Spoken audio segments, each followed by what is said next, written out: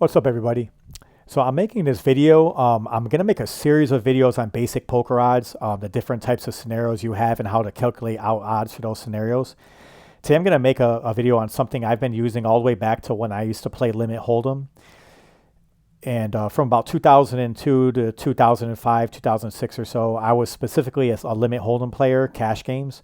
And I would use this 2 and 4 method, which is effectively your odds of hitting your draw. Now, limit hold'em's much different from no limit, much different from tournaments. You're going to be seeing a lot of flops, a lot of turns.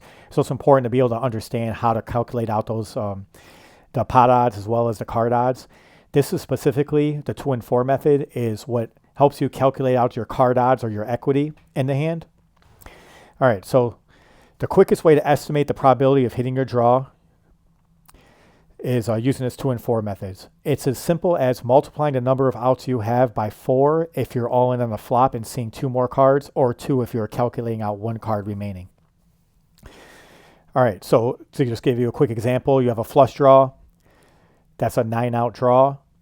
If you're going all in on a flop, you're going to multiply that by 4, or if you're calling it all in, multiply that by 4, you're going to get 36%. So you'd have 36% equity in that hand. If you're just seeing 1 more card, you'd multiply it by 2. That gives you 18%, so you'll have an approximate 18% equity. And I want to specify approximate because the 2 and 4 method is pretty close, but it's not an exact amount as for your equity. All right, so I'm going to give you a couple quick scenarios. Scenario 1, you're on a flop with 2 cards remaining. An opponent goes all in, and you want to calculate out the equity you have with your flush draw. Because there are 2 cards remaining, you multiply your outs by 4. Example, 9 outs for a flush times 4 equals 36. In this same scenario, if you're only drawn to 1 card, your equity would be 18% because 9 times 2 equals 18. All right, scenario 2. You're on a turn with 1 card remaining. You're pondering an all-in with an open-ended straight draw and 2 overcards you suspect will win if they're hit. So in a situation, you calculate 8 for the straight draw plus 6 for 2 overcards. Give us 14 outs. With 1 card remaining, 14 times 2 will give us 28% equity in that hand. All right, and quick rule of thumb, I will make a video on pot odds and more specific videos on calculating out your pot odds with the card odds or the equity you have to see if you should be making a call. But general rule of thumb, if the pot odds are greater than your card odds or your equity, you have a plus EV call. As much as possible to win at poker, you want to make plus EV calls and put yourself in plus EV situations.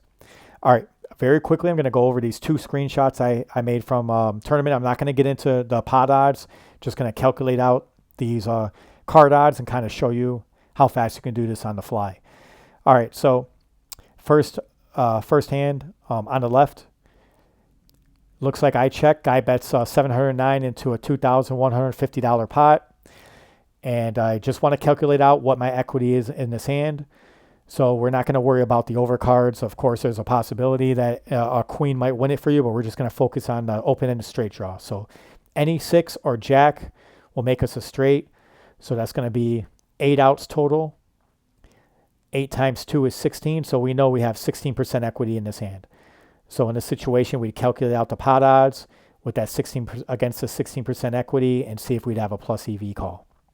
All right, so this other scenario over here on the right-hand side, a little bit different because this is actually a situation where I made a bet with a queen high.